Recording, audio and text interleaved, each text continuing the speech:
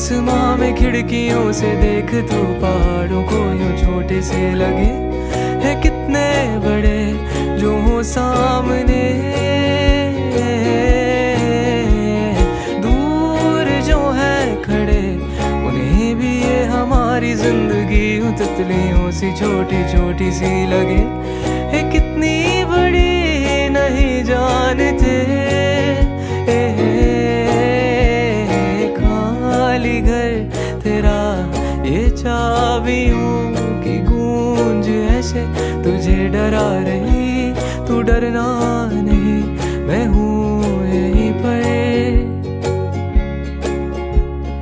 अब अलग आसमां है और है जमीन भी कुछ अलग सी, पर मिलोगे जब कभी तो देखना तब।